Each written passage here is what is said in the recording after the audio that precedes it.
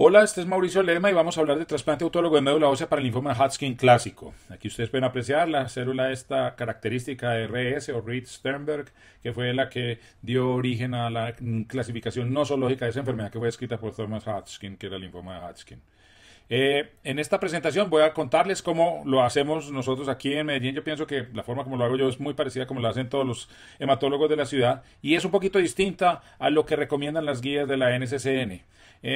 No voy a entrar en demasiados detalles, pero esencialmente hay dos razones para eso. Uno, la guía de las NCCN requieren de acceso absolutamente inmediato a PET-CT en caso de necesidad y eso no necesariamente sucede en Medellín. En Medellín hay dos PET-CTs, pero no es tan fácil obtener las citas y ciertamente no es tan fácil obtener que los aseguradores la autoricen en los momentos que se requerirían para el tratamiento de esta enfermedad con la rapidez que se necesita. Lo segundo es que el PET-CT nos ayuda a establecer si un tratamiento debe ser modificado de alguna manera y la modificación usualmente incluye medicamentos como la procarbazina y la mecloretamina que no están disponibles en Colombia en este momento.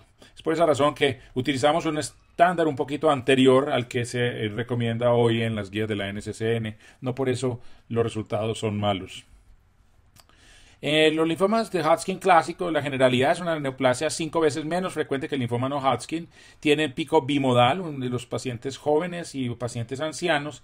Jóvenes me refiero a adultos jóvenes y adolescentes. Se caracteriza por las células estas RS y un extenso infiltrado inflamatorio alrededor de estas células.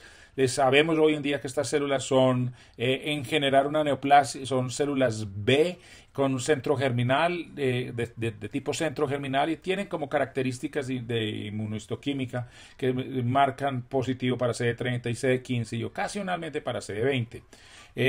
Tiende a tener un compromiso ganglionar y a extenderse por contigüidad en sitios aledaños. En eso se distingue del linfoma no Hodgkin. Los subtipos, hay varios subtipos, pero para efectos prácticos se dividen en dos grupos. El clásico, que es el que acabo de describir, CD15 y CD30 positivos, usualmente CD20 negativos. De estos hay varios subtipos. El más común es la esclerosis nodular, que es la que más ocurre en pacientes jóvenes y es de mejor pronóstico, pero también existen estas otras. Y el de predominio linfocitario nodular, que usualmente se parece mucho para efectos prácticos a un linfoma no Hodgkin, con una marcación positiva para CD20 y negativa para los marcadores clásicos de Hodgkin como CD30 y CD15. Y de hecho se trata muy parecido a un linfoma no Hodgkin con rituximab y quimioterapia. Al igual que en los linfomas difusos de células grandes, se utiliza la clasificación de estadificación de la Ann Arbor, que consta de 4 estadios, y lo remito a la presentación número 2, la inmediatamente anterior de esta serie, esta es la tercera, en donde se describe eso en linfoma difuso de células grandes. Simplemente se menciona lo mismo, se va del estadio 1 a 4 dependiendo del compromiso ganglionar y extraganglionar. Se denominan estadios tempranos el estadio 1 y 2. Se denominan estadios avanzados, estadios 3 y 4, y recuerden que el estadio 4 es cuando hay compromiso extraganglionar y mientras más alto el estadio, pues más compleja es la enfermedad y más probabilidades hay de que sea grave. Los síntomas hay los síntomas B, de nuevo los síntomas B es la presencia de pérdida de peso, sudoración y fiebre. En los síntomas A es la ausencia de estos síntomas y se denomina voluminoso en enfermedad de Hodgkin cuando hay lesiones de más de 10 centímetros en cualquier conglomerado ganglionar o cuando el mediastino ocupa más de un tercio del diámetro lateral de una placa de tórax anteroposterior. Los factores de riesgo de la enfermedad Hodgkin varía si es en estadios tempranos. Ustedes pueden observar aquí que estos 4 factores son importantes: la velocidad de sedimentación globular mayor de 50, enfermedad voluminosa mediastinal, síntomas B o enfermedad en 3 o más sitios son claramente factores de riesgo en estadios 1 y 2. Y cualquier punto se considera desfavorable, o sea que alguien que tenga uno de estos puntos ya entra en un estadio temprano desfavorable. En cuanto a los estadios avanzados, se han discriminado estos 7 factores que son de mal pronóstico: edad avanzada, sexo masculino, estadio 4, albúmina bajita, anemia, leucocitosis y linfocitopenia. Todos estos son factores de riesgo. Cada uno de ellos, la presencia de cada uno de ellos confiere una pérdida de aproximadamente 7-8% de la probabilidad de control de la enfermedad a largo plazo. O sea que quien tiene estos 7 factores de riesgo, pues tiene entre 40 y 50% de probabilidades de estar con vida a los 5 o 10 años, lo cual es bastante pobre considerando que esta es una neoplasia que normalmente en buenas manos y con un poquito de suerte es altamente curable. Se divide entonces, como ya lo mencionábamos, en tres grupos. El grupo de tempranos favorables, que son los estadios 1 y 2. Recuerden que esos son aquellos que comprometen uno de los dos lados del diafragma, o arriba o abajo del diafragma, y no tienen factores de riesgo, que ya los vimos. Los de tempranos desfavorables, que son exactamente los estadios 1 y 2, pero que tienen alguno de los factores de riesgo. Y los avanzados, que son los estadios 3 y 4, y en general no importa de los factores de riesgo, se consideran todos en el mismo grupo. El tratamiento del linfoma Hodgkin se parece mucho al tratamiento del linfoma difuso de células grandes. Se basa en quimioterapia por 6-8 meses aproximadamente. En el caso del linfoma Hodgkin se utiliza una droga, pues un conjunto de drogas que se llama el ABBD, en donde A es adriamicina, que es el nombre pues comercial inicial con que se conoció a la doxorubicina, la B es bleomicina, la V es vinblastina y la D es dacarbazina. Esto se repite cada 28 días el ciclo y consta de infusiones en el día 1 y en el día 15 de cada ciclo. Al igual que en otros linfomas, después de terminada el tratamiento sistémico, se recomienda consolidar con radioterapia al sitio comprometido, especialmente si la enfermedad es voluminosa. Y pues en general se recomienda guiar el tratamiento con PET cuando se puede, o por lo menos utilizar el PET para valorar la respuesta al finalizar el tratamiento.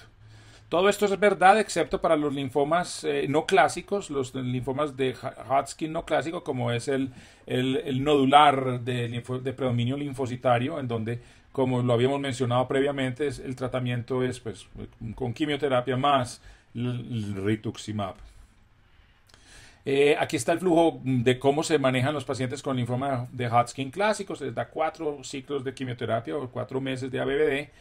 Se hace una valoración de respuesta, bien sea con un TAC o una resonancia magnética convencional, y la respuesta puede ser completa, respuesta parcial o estabilidad y progresión. En caso de estabilidad y progresión se debe considerar rescate. Estos pacientes no se benefician de más adiciones de más ciclos de quimioterapia de ABBD y se requieren estrategias alternativas para poder controlar la enfermedad.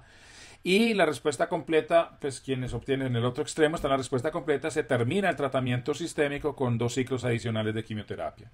Los que obtuvieron respuesta parcial pues van a recibir esos mismos 2 ciclos y posteriormente se les debe realizar otra imagen parecida a la que se hizo inicialmente, un TAC o una resonancia, y si no obtienen la respuesta completa se considera que también son una falla del tratamiento inicial y deben ir a terapia de rescate.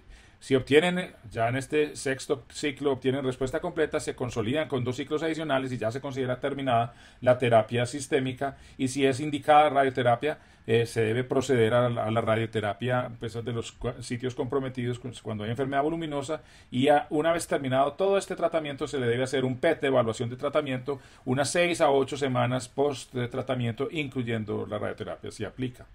Si en el PET no hay evidencia de enfermedad metabólicamente activa, se considera que el tratamiento está terminado. Y si al final del tratamiento hay evidencia de enfermedad metabólicamente activa, o sea que el PET es positivo, se recomienda hacer una biopsia de esa anormalidad para corroborar que efectivamente se trata de una enfermedad activa neoplásica o de alguna otra cosa, porque recuerden que no todo PET positivo es enfermedad neoplásica activa.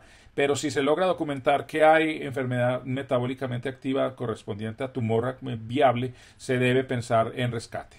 Entonces, estas 3 situaciones, la estabilidad o progresión en los primeros 4 o 5 ciclos, la no respuesta completa en el ciclo 6, o la presencia de enfermedad metabólicamente activa probada por biopsia después de terminado el tratamiento, todos se consideran fallas primarias de tratamiento y se denominan refractarios primarios. ¿Qué se debe hacer cuando se encuentran estos pacientes refractarios?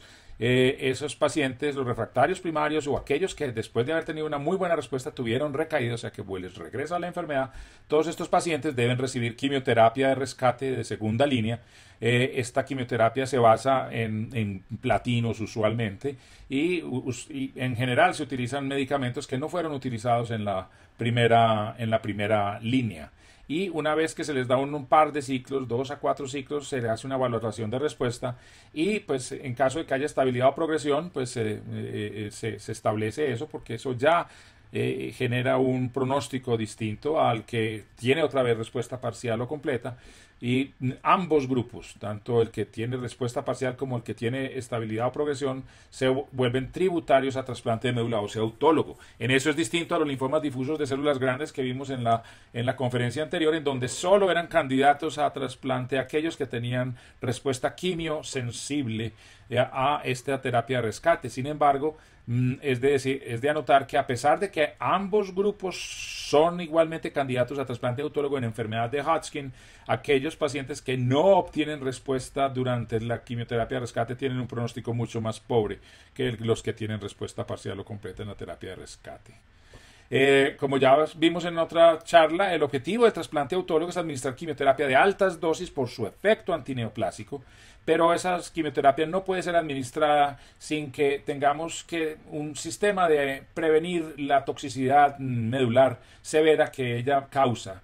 Y la forma como nosotros tenemos como el antídoto para esa quimioterapia de altas dosis es utilizar las células madres hematopoyéticas del mismo individuo, y eso es lo que llamamos el rescate, el trasplante autólogo. Esas células fueron previamente recolectadas y con eso se logra lo mejor de todos los mundos. Se puede dar quimioterapia de altas dosis y se puede hacer de una manera que el paciente no fallezca por la mielotoxicidad.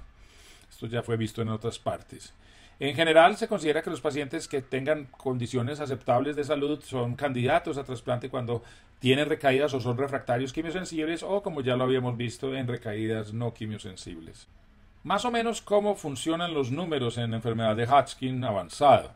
Se considera que con quimioterapia y radioterapia aproximadamente el 80% de los pacientes se curan. En general, esto pues puede tener algunas variaciones en algunos grupos cuando se seleccionan grupos de peor o mejor pronóstico, pero en general esa es como la estadística. Hay recaída o refractario a la terapia, entonces de todas maneras un 20% de pacientes. Y estos se pueden rescatar, la mitad de estos se pueden rescatar con la quimioterapia a altas dosis y rescate con células madres hematopoyéticas, y eso hace que en general podamos pensar que la curabilidad de los pacientes con linfoma de Hodgkin es aproximadamente del 90%.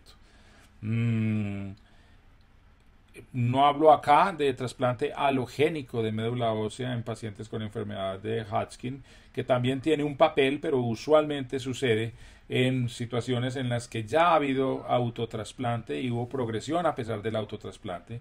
Este es un subgrupo de indicaciones que no es común y que constituye pues ya medidas que se deben individualizar, pues no pertenecen al gran grupo de pacientes que se trasplantan con la enfermedad de Hodgkin.